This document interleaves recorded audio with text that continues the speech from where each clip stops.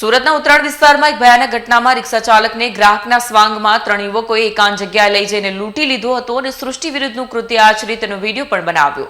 આ ક્રૂર કૃત્યમાં મોટા વરાછાથી અમરોલી વિસ્તારમાં ફર્યા બાદ રાત્રે મહાદેવ ફાર્મ પાસેના એકાંત સ્થળે રિક્ષા ચાલક કૃષ્ણપાલ બધેલ પર હુમલો કરી તેના કપડાં ઉતરાવી અત્યાચાર કરવામાં આવ્યો તેમજ ગાળો બોલાવડાવી ₹21,000ની મત્તા લૂંટી લેવાઈ।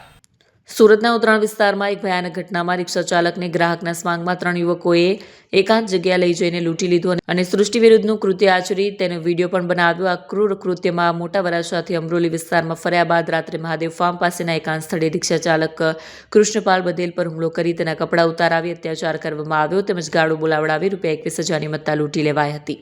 ઉત્તરાયણ પોલીસે ગંભીર ઘટનાને ઝડપથી હાથ ધરી 36 કલાકની અવિરત સીસીટીવી તપાસ, હ્યુમન ઇન્ટેલિજન્સ અને ટેકનિકલ સર્વેલન્સના આધારે તીરપુટીને ઝડપી લીધી, જેમાં 2 સગા ભાઈઓ વિજય ઉર્ફે વિરાજ અને અર્જુન ભોજવિયા સાથે 15 વર્ષીય સગીર કિશોર સામેલ છે। ઉત્તરાયણ પોલીસ સૂત્રો દ્વારા પ્રાપ્ત થતી વિગત મુજબ સરથાણા સીમાડા ગામ પાસે દિવાળીનગર સોસાયટીમાં રહેતો યુવક રિક્ષા ચલાવી પરિવારનું ગુજરાન ચલાવે છે। ગત 21 જાન્યુઆરીના રોજ સાંજે ગ્રાહકના સ્વાંગમાં આશરે 20 થી 25 વર્ષીય 3 યુવકો અમરોલી વિસ્તારમાં કામ હોવાનું કહી બેઠા હતા। મોટા વરાછાથી વિવિધ વિસ્તારમાં રિક્ષામાં ફર્યા બાદ રાત્રે 8:15 વાગ્યાના અરસામાં મોટા વરાછા રિંગ રોડ સ્થિત મહાદેવ ફાર્મની બાજુમાં એકાંત સ્થળે ઉતરી ગયા હતા।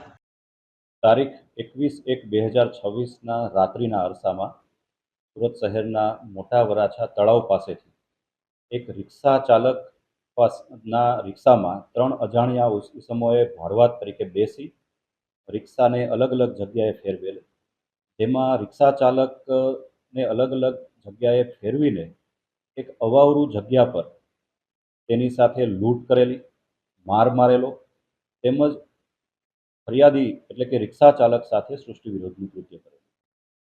જે બનાવની ફરિયાદી દ્વારા જાણ કરવામાં આવતા ભારતીય ન્યાય સંહિતાની કલમ 309, 140(2) વગેરે કલમો હેઠળ ગુનો દાખલ કરવામાં આવેલો અને ઘટનાની ગંભીરતાને ધ્યાને રાખી સ્થાનિક ઉત્તરાયણ પોલીસ સ્ટેશનની અલગ અલગ ટીમો બનાવવામાં આવેલી।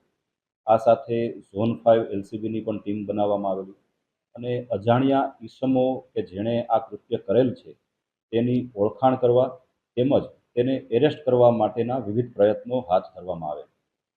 હ્યુમન ઇન્ટેલિજન્સ તેમજ ટેકનિકલ સર્વેલન્સના આધારે વિવિધ ટીમો દ્વારા 3 આરોપીને ઓળખાણ કરવામાં આવેલી અને ટૂંક જ સમયમાં તેઓની ધરપકડ પણ કરવામાં આવેલ છે।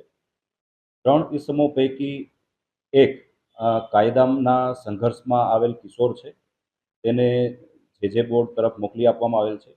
આ ઉપરાંત 2 ઈસમો વિજય ભોજવિયા તેમજ તેનો ભાઈ અર્જુન ભોજવિયા બંનેની ધરપકડ કરી રિમાન્ડ મેળવવામાં આવેલ છે।